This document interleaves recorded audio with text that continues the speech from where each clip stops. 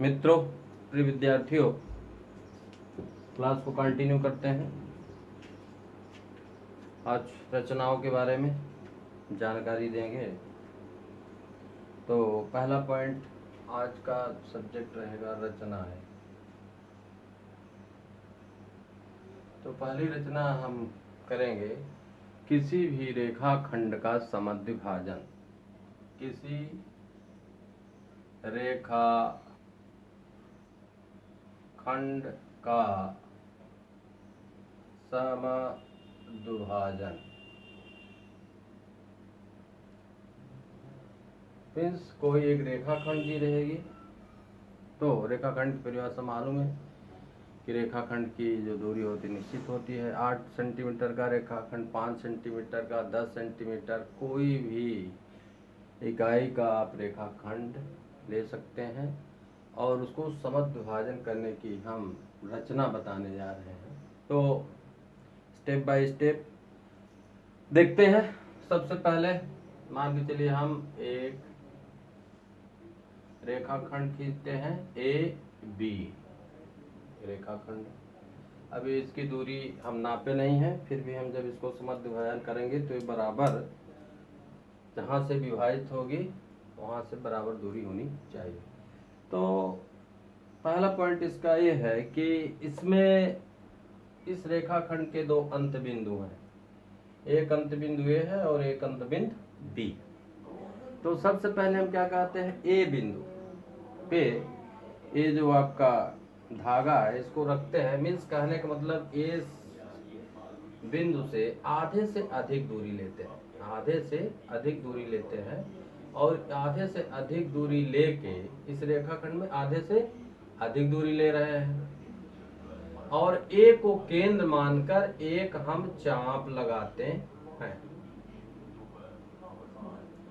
Just यही काम हम बी बिंदु से भी करेंगे। इसका अंत बिंदु बी है और इतनी ही दूरी, आधे से अधिक दूरी हमने इस रेखाखंड का लिया है और इसी बिंदु को केंद्र मानकर और इसी दूरी से एक चाप और मारेंगे और इस तरह से दूसरा चाप आपका लगा। सपोज दैट ए वाला चाप जो हमने मारा था L1 था, ए वाला चाप अभी हमने मारा L2 था।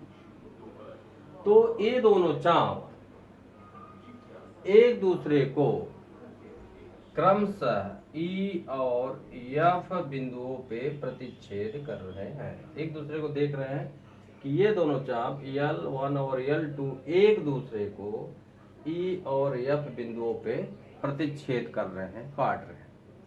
फिर इसके बाद क्या करते हैं, ये जो दोनों चापों के कटान बिंदु हैं इनको हम प्रतिच्छेद बिंदु हैं इनको मिलाते हैं। तो इसको जब मिलाते हैं तो आप पट्टी की सहायता से मिलाइएगा तो एकदम ये सीधी जानी चाहिए दोनों बिंदुओं से होके। तो देख रहे हैं थोड़ा सा हमिस हुआ है। तो बच्चों इस तरह से ये जो आपका मान लीजिए टी रेखा आपने खींचा जो प्रतिच्छेद बिंदुओं से होके जा रही है और रेखाखंड ए बी को ओ पे प्रतिच्छेद कर रही है। इस बिंदु पे प्रतिच्छेद कर रही है, ओ पे प्रतिच्छेद कर रही है। तो इस प्रकार हम देखते हैं कि पटरी की सहायता से नापते हैं ओ से ए की दूरी और ओ से इस कटान बिंदु से बी की दूरी हम मेजर करते हैं और देखते हैं तो ये दोनों दूरियां आपस में बराबर होती हैं। अगर ऐसी कंडीशन बनती है तो यह इस रेखाखंड का समद्विभाजन हो जाता है। समद्विभाजन मीन्स दो बराबर भागों में। अगर 8 सेंटीमीटर का अगर हमें रेखाखंड लिए हैं तो 4 सेंटीमीटर ओ बिंदु से 4 सेंटीमीटर इधर होना चाहिए और इधर 4 सेंटीमीटर दाहिनी तरफ होना चाहिए। तो इस तरह से हम किसी भी रेखाखंड का समद्विभाजन कर सकते हैं। अगर ये पूरी चीजें आपके समझ में आ गई हैं, रचनाएं आप लिख सकते हैं जैसे मैं बोल रहा हूँ, तो उसको आप सुनिए और ध्यान से फिर उसको लिखिए। हम रचनाओं के पद बोल रहा हूँ। सबसे पहले एक रेखाखंड ए बी लेते हैं, पहला पॉइंट। दूसरा पॉइंट, रेखाखंड ए बी पर ए बिंदु रेखाखंड ए बी पर आधे से अधिक दूरी लेके ए को केंद्र मानकर एक चाप L1 लगाया।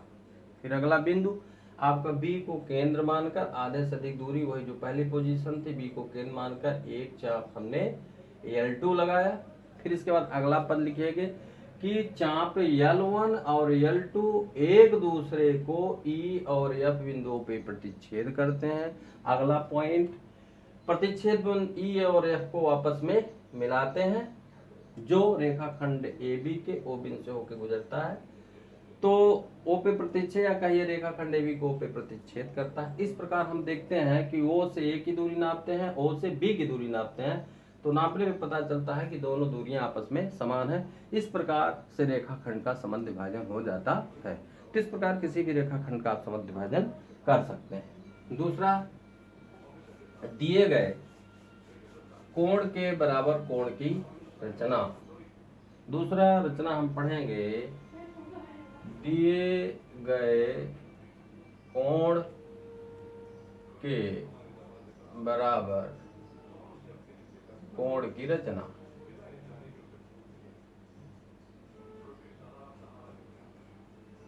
अब सपोज दैट हमको ये कोण इस तरह से बना देते हैं बिना नापे, ठीक है। इस कोण का नाम है AOB। ये आपका कोण दिया है AOB, और इसी कोण के बराबर आपको दूसरे कोण की रचना करनी है। तो देखिए इसको हम कैसे करते हैं रचना। तो सबसे पहले हम एक रेखा खींच लेते हैं। मान लीजिए रेखा का नाम हमने L दिया और इस रेखा पे एक बिंदु हमने P लिया, और इसके बाद हम क्या करते हैं कि कोई भी त्रिज्या लेके एक इस पे चाप मारते हैं। कोई भी दूरी का त्रिज्या लेके, मान लीजिए हमने इतनी दूरी लिया और इस पे हमने एक चाप मार दिया, ठीक है। फिर इसके बाद क्या करते हैं कि इस पे जाते हैं, ये जो कोण हमारा बना है इस कोण में हम एक चाप मारते हैं इस तरह से। ये चाप जो है इसको मान लीजिए M और N बिंदुओं पे प्रतिच्छेद करता है। कहाँ काटता है? M और N बिंदुओं पे प्रतिच्छेद करता है, कौन सा? OA किरण को और OB किरण को, ठीक है। फिर इसके बाद क्या करते हैं कि इस तरह से ये दूरी हम M और N के बीच की दूरी को मेजर करते हैं, नापते हैं। तो यह दूरी हम ले लेते हैं यहाँ से, इस तरह से मेजर करते हैं, दोनों पॉइंट से इस तरह से मेजर किए। फिर इतनी ही दूरी का इस चाप पर एक चाप हम इस तरह से मारते हैं। मान लीजिए ये हमने एक चाप मारा, मान लीजिए हमने इस चाप, ये ई है, इसको R और S चाप हम पहले जो मारे थे नाम ले लें। ये जो चाप पहले हमने खींचा था R और S चाप मारा था, और हमने अगला पॉइंट क्या बताया कि ये जो चाप मारे थे इनके बीच की दूरी को नापते हैं और यहाँ R को केंद्र मानकर एक चाप मारते हैं यहाँ पे, जो इस चाप को RS चाप को E बिंदु पे प्रतिच्छेद करता है। फिर इसके बाद क्या करते हैं कि इस E बिंदु को सीधे इससे आगे बढ़ाते हुए इस तरह से करते हैं। तो हम नापते हैं कि यह जो आपका मान लीजिए कोण है, इस कोण का नाम आप यहाँ पे हम पॉइंट N ले लें, यहाँ पे पॉइंट Q ले लें। तो वो इस तरह से ये कोण आपका ये जो बन रहा है NPQ, जो कोण NPQ बन रहा है दिस एंगल। तो अगर ये पूरी रचना इस तरह से करते हैं तो देखते हैं कि यह कोण AOB के बराबर। तो इस तरह से हम कोई भी कोण लेके उस दिए गए कोण के बराबर कोण की रचना कर सकते हैं। पूरे पॉइंट हम फिर से बता देते हैं और इसको आप सुनेंगे तो रचना के पद लिख सकते हैं। पहले हमने कोण AOB लिया था, फिर इसके बाद AOB कोण के बराबर कोण की रचना करने के लिए हमने एक किरण L लिया था, और इस L किरण पे एक हमने P बिंदु को केंद्र मान के किसी त्रिज्या से एक चाप मारा, और चाप का नाम है RS। फिर इसके बाद हम पुनः इस कोण पे जाते हैं OB कोण पे, और इसमें एक चाप मारते हैं, और कुछ चाप जब मारते हैं, चाप जो होता है इसको M और N बिंदु पे काट रहा है कोण के, OA को N बिंदु पे और OB किरण को M बिंदु पे कट कर रहा है। फिर से दूरी हम मेजर करते हैं, MN की दूरी लेते हैं, इसी दूरी से आर को केंद्र मानकर एक चाप मारते हैं जो आर एस चाप को ई बिंदु पे प्रतिच्छेद करता है।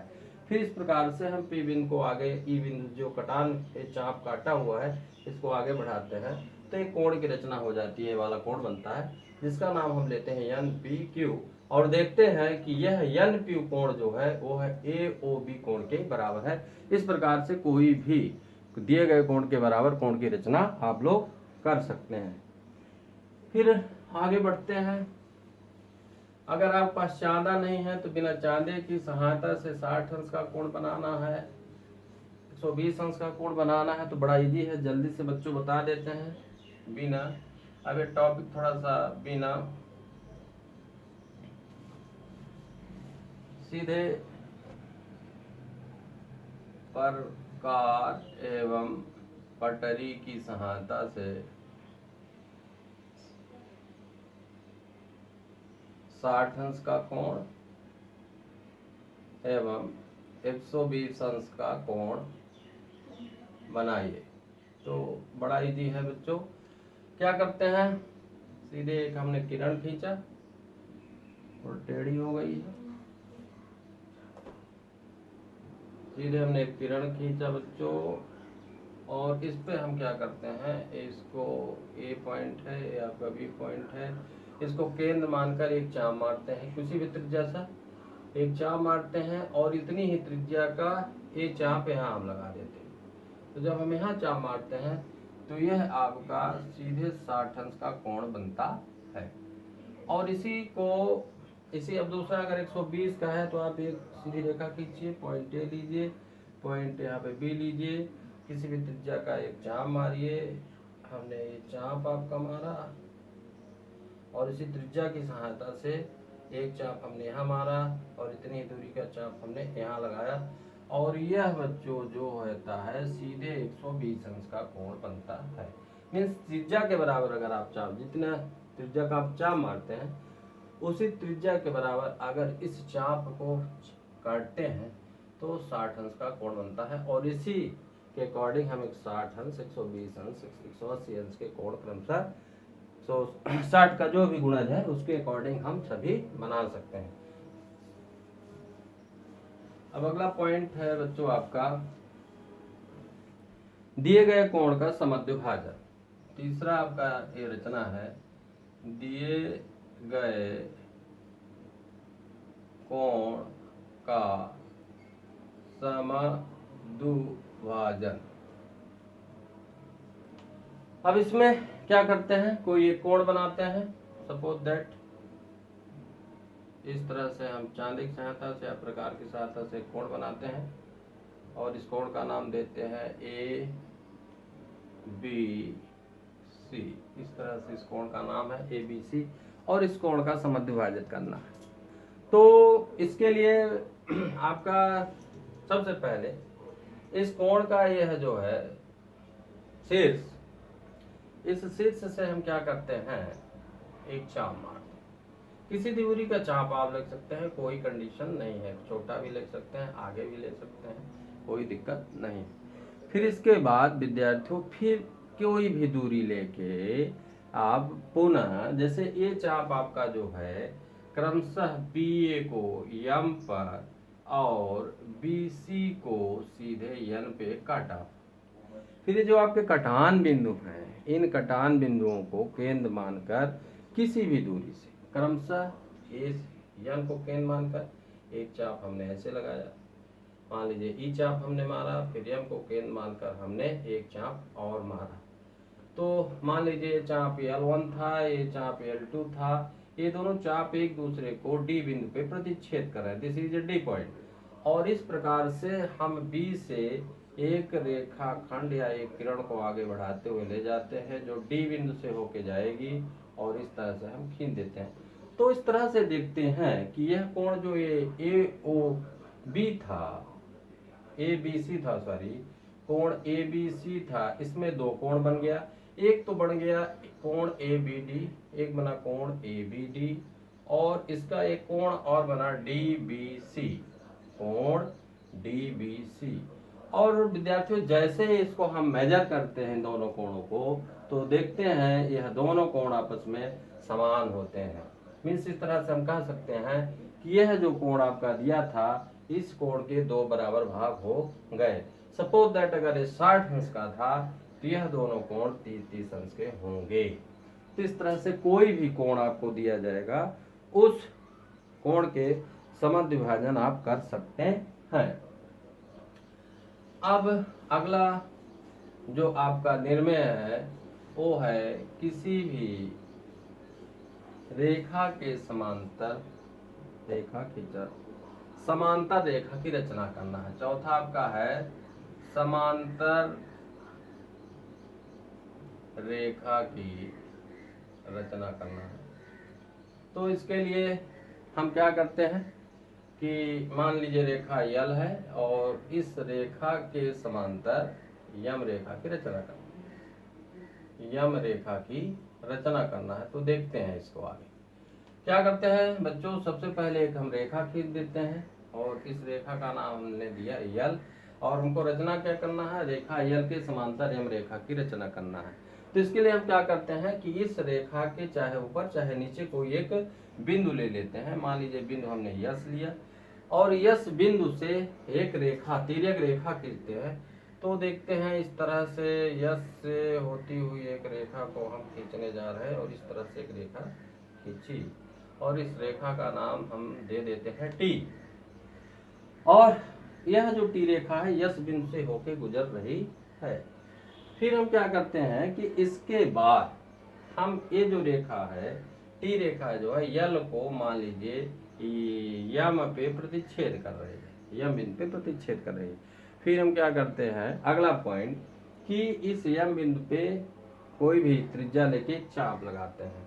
क्या करते हैं एक त्रिज्या लेके एक चाप लगाते हैं और इतनी ही त्रिज्या का चाप हम इस पे ही लगा देते हैं, इस पे भी लगा देते हैं इस तरह से। फिर इसके बाद क्या करते हैं कि ये चाप जो है मान लीजिए ई और एफ बिंदुओं पे प्रतिच्छेद की है। फिर हम क्या करते हैं इसके बीच की दूरी को ये दिस पॉइंट हम क्या करते हैं इसको नापते हैं और इस तरह से मेजर करते हैं। और मेजर करने के बाद हम इस बिंदु को मान लीजिए ये आपका पी और क्यू बिंदु पे काट रहा है, चाप पी और क्यू बिंदु पे काट रहा है, तो हम इतनी ही दूरी का एक चाप यहाँ लगाते हैं, एक चाप यहाँ लगाते हैं। देखिए खसक रहा है धागा, इतनी ही दूरी का एक चाप यहाँ आप लगाएंगे। ये दूरी आप मेजर करते हैं, ई एफ की दूरी आप मेजर करते हैं और इतनी ही दूरी का आप चाप यहाँ लगाएंगे डी से और इसको काटेंगे इस तरह से। तो देखेंगे कि जहाँ पे काटेंगे ये चाप काटता है तो यह सीधे यस बिंदु से इसको आगे बढ़ाते हैं और इस तरह से इधर बढ़ा देते हैं और इसी तरह से इस रेखा को इधर बनाते हैं।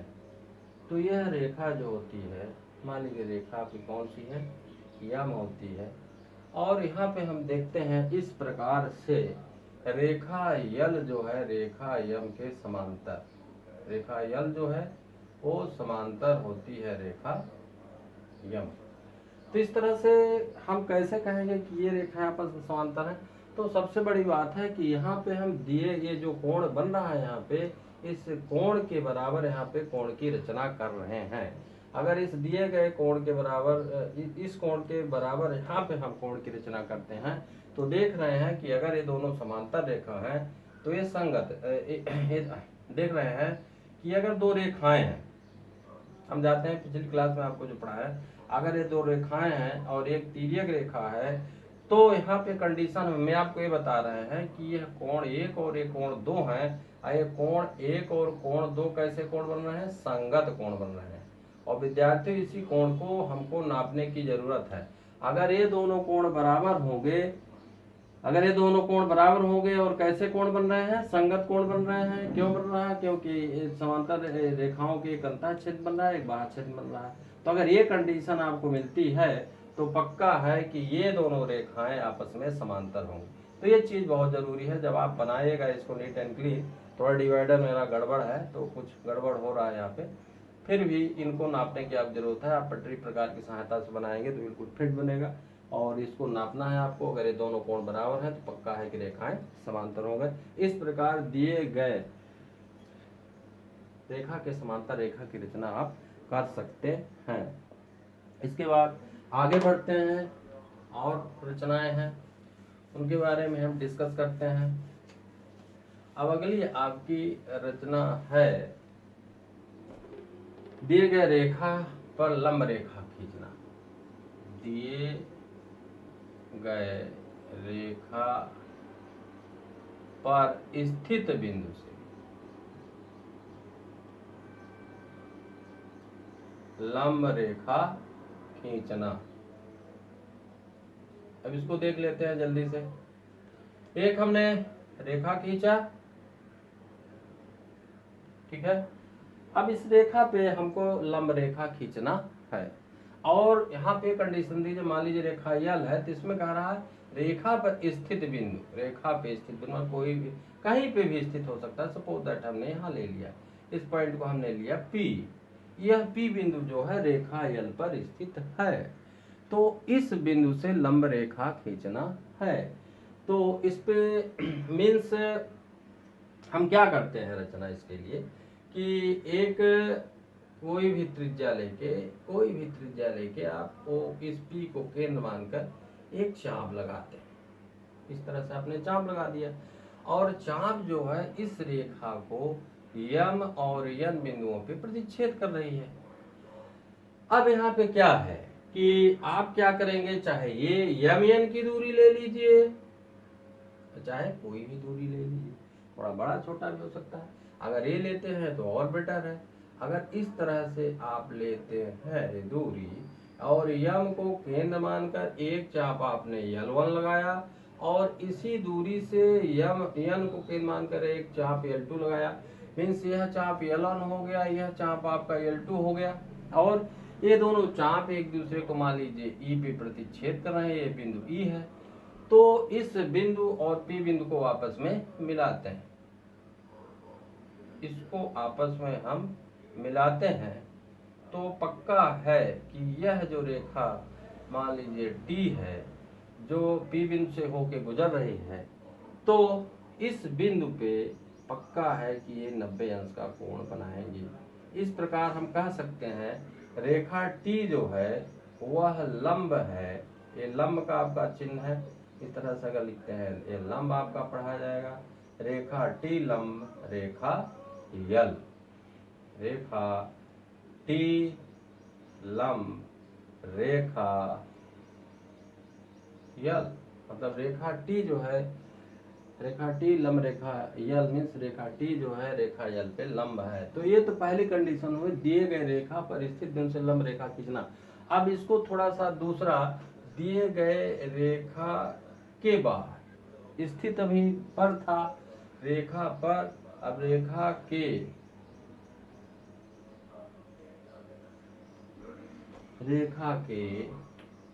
बाहर स्थित बिंदु से लंब रेखा खींचना।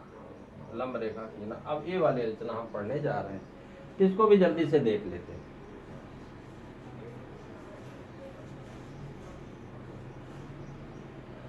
सबसे पहले हम एक रेखा यल खींचते हैं और इस रेखा के बाहर कोई बिंदु हम P ले लेते हैं। अब इस P बिंदु से हमको लंब रेखा खींचना है, तो इसके लिए भी कोई बड़ी बात नहीं है। सीधे क्या करते हैं कि आप इसको यहाँ पे इस बिंदु पे इसको रखते हैं और थोड़ा सा और बढ़ा लेते हैं और इस तरह से इसको चाप मारते हैं। P बिंदु से चाप देख रहे हैं वही हम कहेंगे यम और यन बिंदुओं पे काट रहे हैं। इस रेखा यल को यम और यन बिंदुओं पे काट रहे हैं। फिर क्या करते हैं कि यम और यन बिंदु की वही जो कंडीशन हमने बताया था, दूरी लेते हैं और इस दूरी से क्रमशः हम एक चाप ऊपर मारते हैं और एक चाप नीचे मारते हैं। इसी तरह से यन बिंदु से भी एक चाप ऊपर मारते हैं और इसी से एक चाप नीचे मारते हैं और देखते हैं कि यहाँ पे आपका जो P बिंदु बना था, इस P बिंदु से होकर लंब रेखा हम खींच रहे हैं। ये P बिंदु था आपका, सॉरी ये P बिंदु था, इस बिंदु से लंब रेखा आप खींच रहे हैं। और यह आपके कहाँ से गुजर रही है, मान लीजिए यहाँ Q से होकर गुजर रही है। तो यहाँ पे आप देखेंगे कि PQL कोण ये जो बन रहा है दिस PQL जो है यह 90 अंश का होना चाहिए। इस तरह से आप कह सकते हैं कि यह रेखा P हम ले रहे हैं, रेखा P जो है रेखा P लंब रेखा L।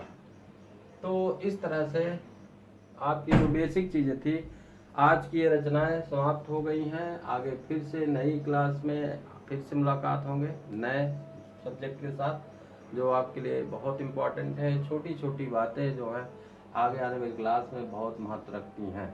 तो विद्यार्थियों आज का क्लास सेशन यहीं पे समाप्त करते हैं। फिर नेक्स्ट वीडियो में फिर से मुलाकात होगी। थैंक यू, नमस्कार।